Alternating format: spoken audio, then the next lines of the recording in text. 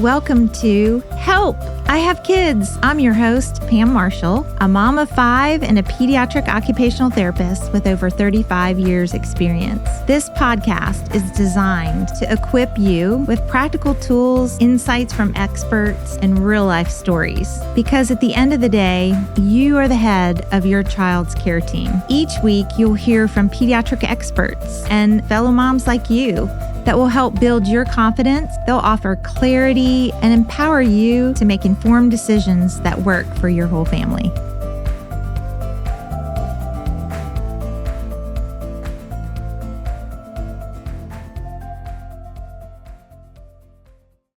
Today, I'm joined by someone really special. She's a mom like you, and her name is Kelsey. Hey. Hi, Kelsey. Hey, how are you? I'm so excited to do this. I'm very glad for you to be here and can't wait to hear your story. So you have walked through, you know what it means to be the head of your child's medical team and all the things that goes with that. Yeah. Therapies, appointments, doctors, on and on and on. Lots of moments of courage that you've taken, and we're really looking forward to hearing a little bit about that. And we're so grateful you're willing to share it with us today. I'm glad to. I'm excited. Yeah. All right. So I think there's a lot of moms that are going to be encouraged by you. Can you tell us a little bit about your family? Yeah. So I am married to my high school sweetheart. So we met in high school. Oh, that's fun. Yeah. What age did you start dating? He was 15 and I was 16. Oh, yeah. I love it. So we've been together a long time, which is really cool. And I have 2 kids. So my first is Wes. He just turned 2. And then I have an 8-month-old. His name is Hayes. Oh, so 2 boys. 2 boys. I'm a boy mom. Everybody always says I'm a boy mom through and through. I was that way too. My first 2 were boys too, and I loved it. I love it. Yeah. So I'm a stay-at-home mom. So I stay at home with both of them, and I love it. I wouldn't change it for anything. That's fantastic. Yep. I just love hearing high school sweetheart stories. It's fun. It's very fun. I get it. So also, before we dive into your whole story, what's a favorite piece of mom advice that you've gotten? Like somebody shared a nugget with you and you loved it. Yeah. I would say this is definitely for like current times, and it's really stuck with me, and I'm glad somebody gave this advice to me, is don't let social media raise your kids, you raise your kids. Oh, I love that. I love that, yeah, because I feel like in our times, social media just tries to tell us what to do. This is the best way to sleep train. This is the best, like telling you this is how you should do it. But then there's a million different opinions. So you get in your head thinking, am I doing the right thing for my kid? And social media can get in your head. So I don't let social media tell me the best way to parent my kids. I always try to go with my own mom gut and not social media. Very great advice, because there's almost like too much information. Oh, yeah, now. Too much information. Overload. All at your fingertips. And then you have 2 opposing opinions, and they're both saying they're right. Yeah. So you're like, which way do I go? And you have to stop and know that. Decide it for yourself. And, it really helps when you have faith and you can pray and ask God to show you which way to go. 100%. Like I know in my mom journey, that really helped as a plumb line, like which way to go. Yes, 100%. And follow your mom gut. That's your mom good. gut. Good advice. Okay. So was your pregnancy challenging, your first pregnancy? So challenging in the sense of I was very sick my pregnancy, but overall, baby-wise, very healthy. Oh, wow. So you didn't have any complications, hummed along. You had dreams and thoughts about this first baby. Yeah, it was our first baby. I knew my whole life I wanted to be a mom. So I knew I was like from that a kid too. I was going to be a stay-at-home mom. Like that was my dream. So when I got pregnant with my first, I fully expected a healthy baby, for everything to go smoothly. Yeah. And then things kind of took a turn, but and let's hear a little bit about that. So did you find out he was a boy? Did you know he was a boy? At my 20-week anatomy scan, they found something on the scan, but it was actually completely unrelated to his now complications. So they said, we'd like for you to come back, and we're just going to check on this. We're sure it will resolve. We're not worried. We're going to have you come back and do another scan. Yeah. So I came back for the other scan, and then that is when we found out something completely unrelated on that scan. And what did you find out? Yeah. So they were doing his full body anatomy scan, And they found that both of his ventricles on his brain were extremely severely enlarged. So he had hydrocephalus, which is basically pressure on your brain from enlarged ventricles. So his spinal fluid was not draining. Too much spinal fluid. Too much spinal fluid. So his spinal fluid was not draining. They weren't sure why. So she called me in. It was all the information I was taking in, and I didn't honestly even... I bet it was just it just went right over my head. I heard she mentioned CP, she mentioned hydrocephalus, and then just a variety of different complications that can come from it. And then right from there, they sent me to specialists. So I literally, the next day, went to specialists, and then those specialists sent me directly to Cincinnati. And from there on, it was appointments after appointments. I did an MRI. And they did find, so I did a full MRI at Cincinnati Children's of him in my belly, and they found out that he had a stroke, and he had a grade 4 stroke. Wow. And that grade 4 stroke is what caused the hydrocephalus. So because there was a blockage. And his fluid wasn't going the right places. Yes. Wow. Yeah. Oh, that must have been devastating. It was devastating. Yeah, definitely the hardest news we had ever received, and also just trying to taken all the information from, I mean, we saw so many different doctors and just trying to piece everything together.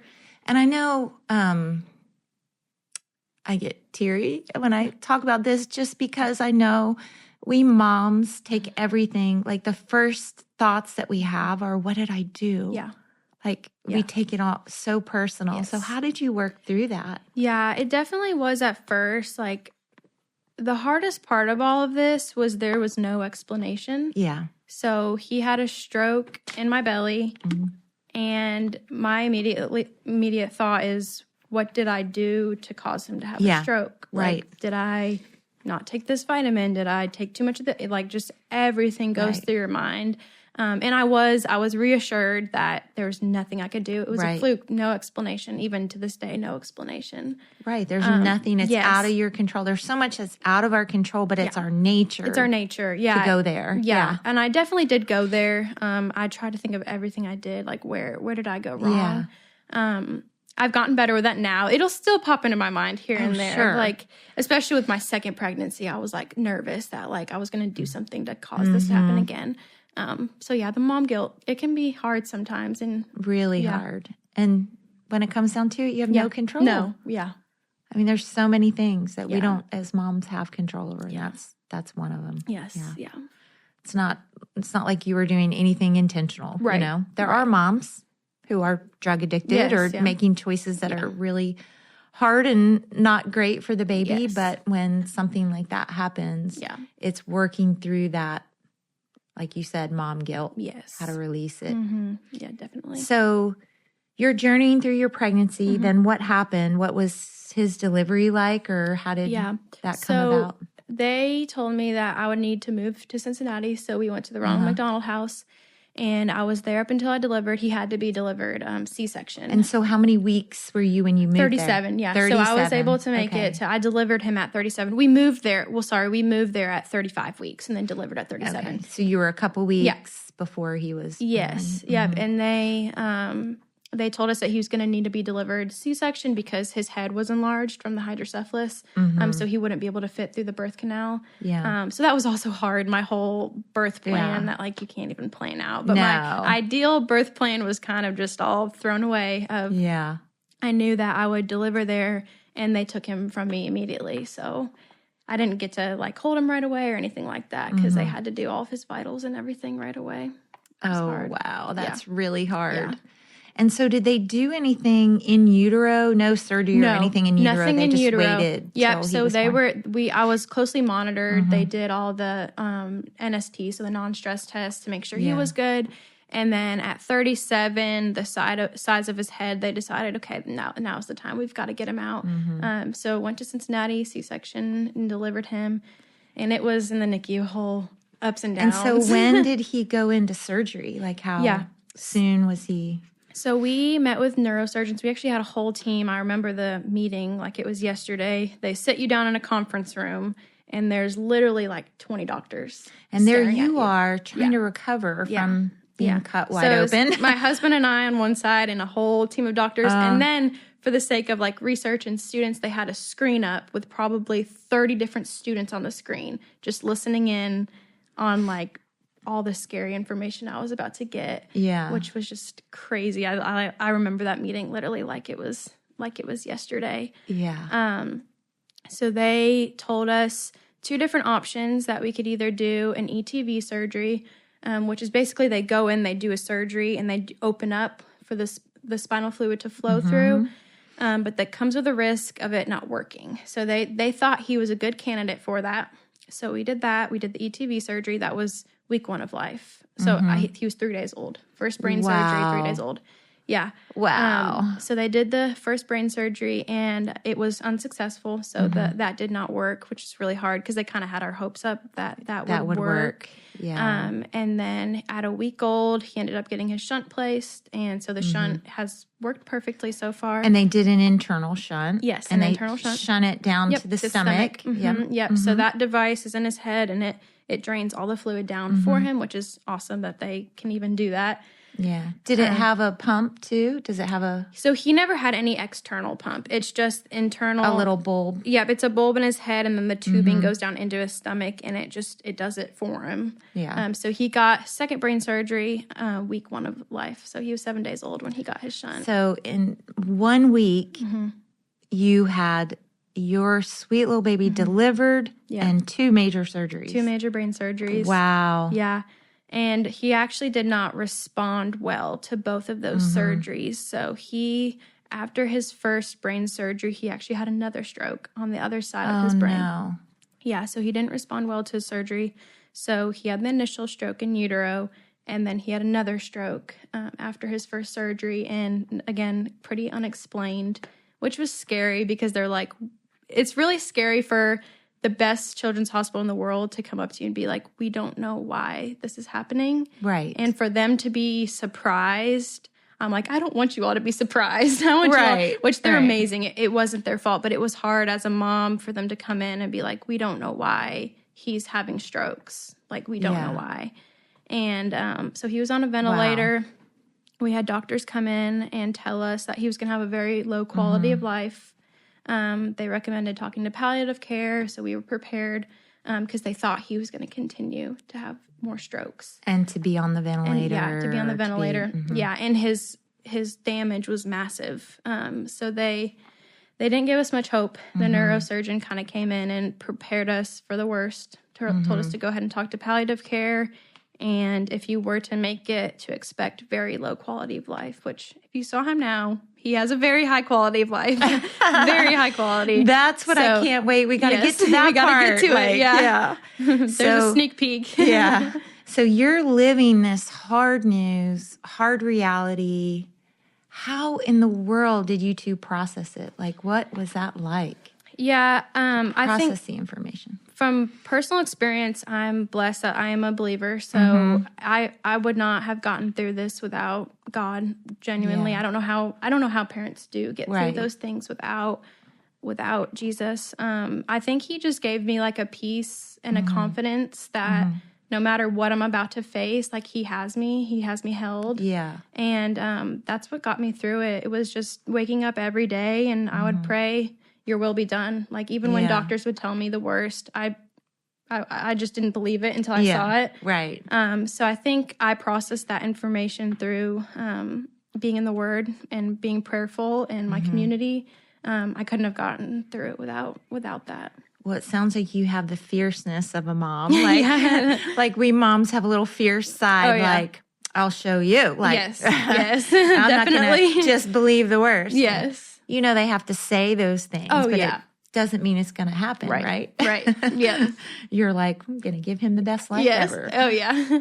So that's journey. Now, how long were you in the NICU? How long was he at Children's, and when did you get home? He was in the NICU for just a month. So, we were there for a month. After he got his shunt, things started to get so much better. Oh, good. Yeah, that once everything started That's draining. That's shocking that it was only a month. Yes. Yeah, it definitely is. So he must have learned to eat. Yep. He did great with eating. So that was a blessing, which is funny because a month feels like forever. But now looking back, I'm like, gosh, a month is nothing. Well, but I bet that surprised them because no way did they think he was going to eat. No, no way. It went from palliative care, low quality of life, to after he was shunted, he started to do so much better. So amazing. Yeah. Amazing. It's really cool. So you got home and then you had to...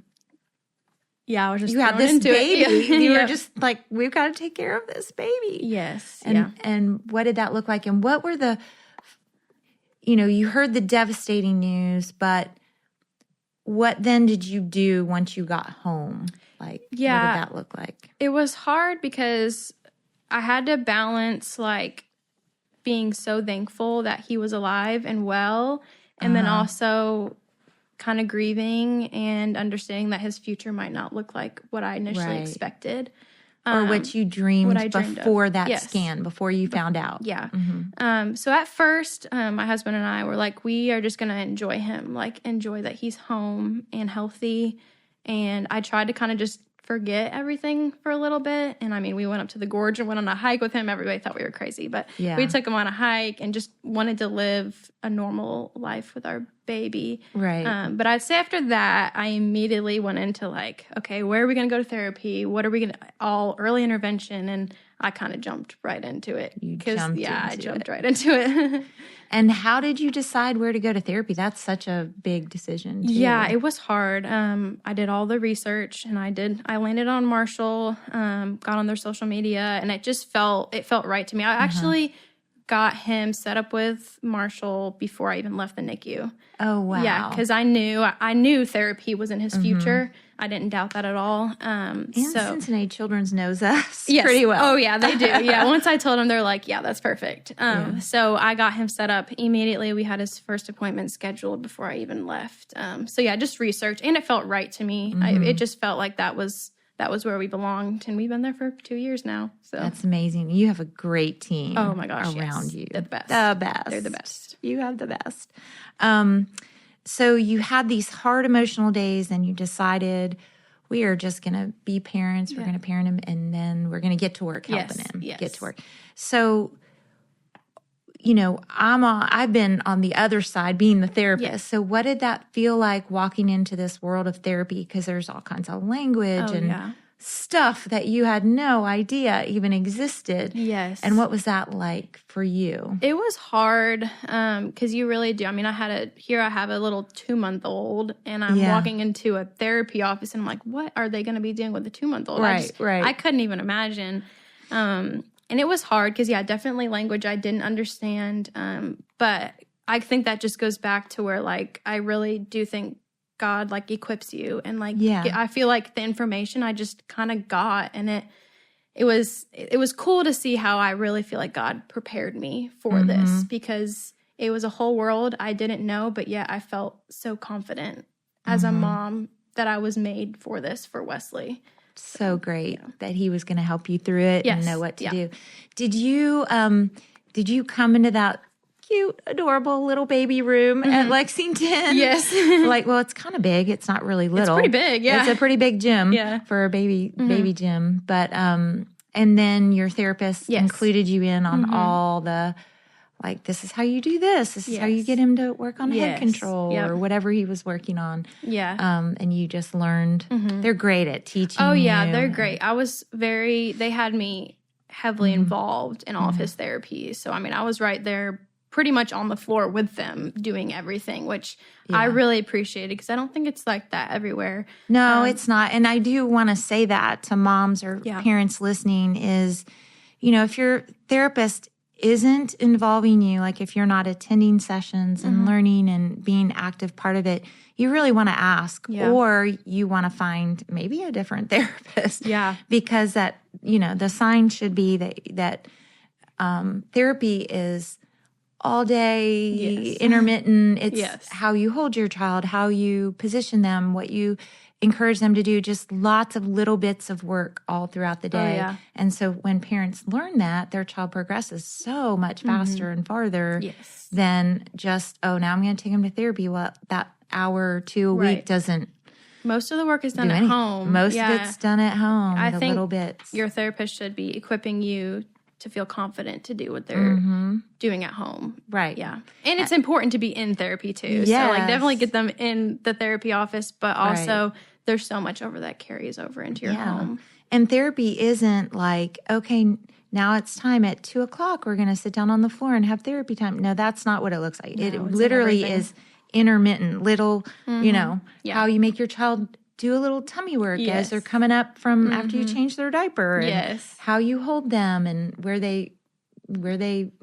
you park them. Yes. You know? Yeah, definitely. Those things and teaching other family members. So when grandparents interact with them, they know how to hold them and carry them and position them. Those things are all just lots of little bits of work. Things, yeah. So I know if you're like me, I'm dying to hear, where is he now? What does he look like now? He's the best. He is so smart. They also had us prepared for there to be very severe cognitive issues with him. So we were prepared for that. He talks up a storm, speaks in full sentences. Amazing. Which we did speech at Marshall too. So we've done OT, PT, and speech at Marshall. And what do those doctors say? It's the best. It's going back to them. They're always like, we're just surprised. We're surprised. And I'm like, yeah. So it's cool to go back and kind of, I guess, show him off. Just because he has surpassed, everything we could everything they ever imagined. Yeah. They said probably wouldn't walk, probably wouldn't talk, eat. A whole list of things that we were ready for, and we were okay with if it was going to go that direction. But he's close to walking. He can kind of walk by holding our hand. He's getting there. We still got a ways to go, but he's getting there. That gives me goosebumps. Yes. Yeah. We got a ways to go, but he's so smart and he's happy and has a very, very high quality of life. So that's amazing. Yeah. And look what you did. You did it. Thank you. You're his mommy for a reason. Yeah. So good. Thank you. Well, hopefully some of our listeners can borrow hope from you. Yes. That sometimes you hear what the doctors are saying, but you don't have to camp out there and believe just that. Yeah, I think you prepare yourself for things to be really hard, but also know that there's with early intervention and just the way that the brain is, there's so much room for change of what the doctors might initially have you ready for. It's very true. Yeah. And a mom always can hold the hope. Yes. Hold the hope for the next thing and the next. Just like you do with all children, whether they have a special need or not. You hold the hope for them reaching their greatest potential. Yeah. So is there a breakthrough or a win that you think of that you remember? Oh, I remember the day he did this, or something. I would say when we got him sitting up, that was kind of I think he can do more than what the doctors are saying. Yeah. And he did DMI, dynamic movement intervention with Marshall since he was, I guess, 3 months old, which I credit a lot of that therapy to his development. I believe, and let's take a minute to explain what that is. Yes. So it is a kind of a newer treatment style, but it's really using movement and gravity to help the child's brain learn the movement that they need to make. Yeah. And, children, I love the way God made us humans. He made babies with reflexes. So they don't move, they're not able to actively move when they're a little baby. They move reflexively. And those reflexes help support the baby to eat, to do the things they need to do. But then slowly they gain control the way we work kind of head down on our control and our body first, and then we get fine motor control last. Yes. And so as a baby develops, they're integrating that those reflexes and gaining control. Yep. So dynamic movement intervention uses for children who maybe don't have typical movement patterns, they learn it. Yes. And so I think that's incredible. Oh, it's starting amazing. So young, mapped his motor neurons and his motor pathways differently than had he not done that. Oh, yeah. I give so much credit to Chloe and the DMI at Marshall, because she told me, she's like, I want to try DMI with him. I'm like, she's like, I think, because he came in, no head control, full head lag. Yeah. He was very weak. Didn't have anything. He was very, very weak.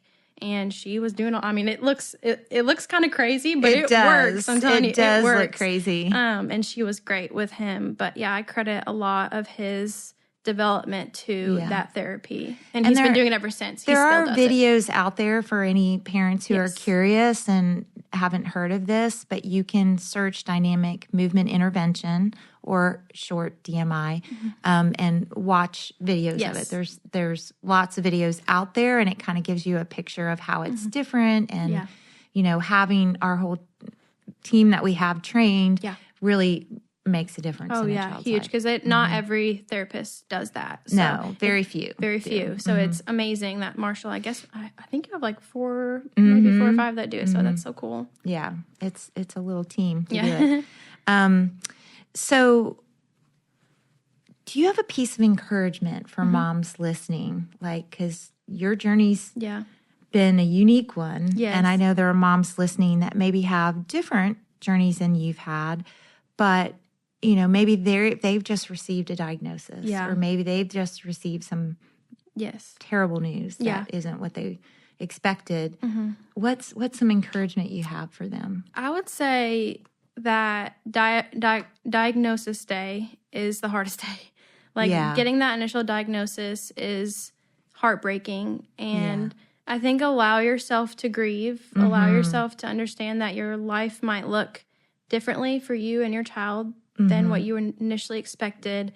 But to then from there, just continue to advocate, to be their mom, to be their therapist at home, because there's room for both. But also just to, I guess, just keep moving forward. And I think the biggest thing that I remember is when you get that initial diagnosis, it feels like your world is ending. Right. And then every day I wake up and I see him and I see that he is just the best thing in the world, and that I wouldn't change him for anything. I wouldn't change what we've been through for anything, because it's grown us, and he has impacted so many people's life around the world. Yeah. He's given moms hope. He's given families hope. And I hope he can continue to just be like a light for people that are going through such a hard time. Yeah. Maybe that'll be part of his future. Yes. Yeah. You know, it's really neat when you see kids that grow up like that and go on to inspire. Oh yeah, he has a bright future. I can see it in him. And his personality. Oh yeah, he's so funny. He's chatty you think he's going to like the microphone? Oh yeah, I could see him being right up on the stage. He is so funny. My dad is a pastor actually, and he will see my dad up on the stage, and he said, "I want to go on the stage. I want to go on the stage." So yeah, I'm like, "You were born to be on the stage. You're born to do it." He's going to want that microphone. Yeah. We call it, we do a little thing around our office. It's discovering what your working genius is, like where you find joy in work. Yeah. And one of them is called galvanizing, like the person who wants the microphone and loves to rally people. Yes. And so maybe he'll be that galvanizer. That's so great. I just appreciate your openness and honesty and your willingness to share with our listeners today. Just your journey. Yeah. It's been really great to hear it. And I can see why he's doing so well, because you are a remarkable mom. Thank you. You're really making great choices and listening to your mom gut. That's just, I want to say, thank you. Knock it. Thank you. Knock it out of the park, girl. You've done it. It's so good. I appreciate it. I've really enjoyed being able to tell his story. Yeah. So. I'm proud of you. Thank you. Thanks for listening. Thank you. Enjoyed being able to tell his story. Yeah. So. I'm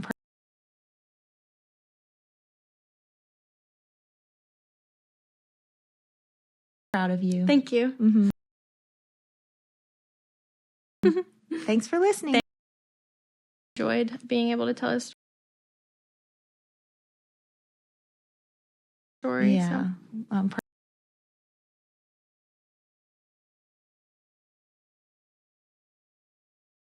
proud of you. Thank you. Thanks for listening. Enjoyed being able to tell his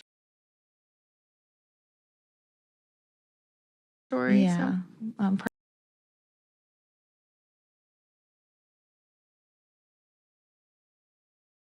proud of you. Thank you.